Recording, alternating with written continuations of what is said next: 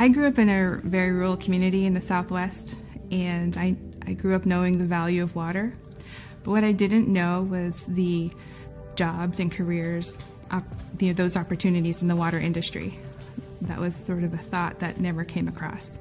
But the value of water is so important. I'm Rochelle Larson, Yat A. I'm Diné from the Navajo Reservation.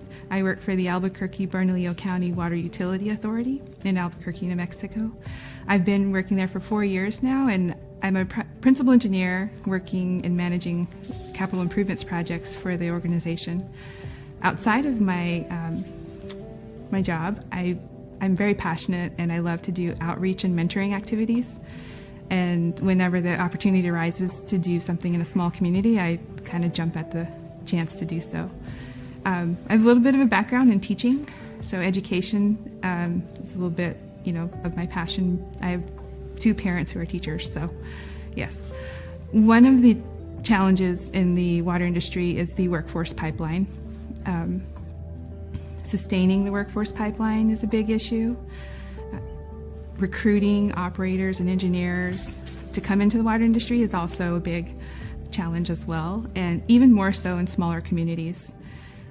If you didn't know, there is a big contingent of the water industry in metropolitan areas, but it's just a little bit more in the smaller communities.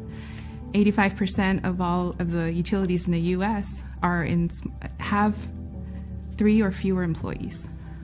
So, big statistic, right? When you think about it, and growing up in the rural community, I'm like, this makes sense, thinking about it now.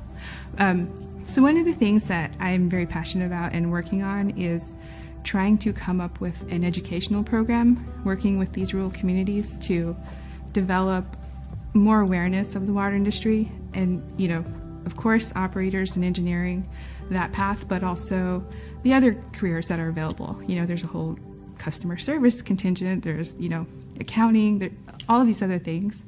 One of the biggest things in the rural communities is the non-traditional career path of, there are a lot of students that don't move on to college, it's not a natural thing. So I think providing this pathway and bringing awareness will help with sustaining that workforce pipeline.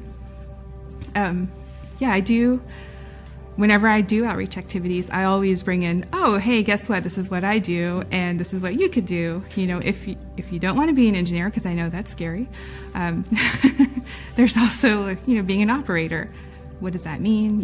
How do you get to be an operator? I like to bring that message with me, just to bring exposure. What I would like to do is also just challenge a lot of my co-workers, my colleagues to, bring more awareness to the water industry, do some volunteering. It doesn't have to be once a week or once a month, just, at least once a year or something, and just, kind of explore what programs in their area offer these types of opportunities to spread awareness, but also educate the public about our workforce and, what we can do from there. So that's my hope.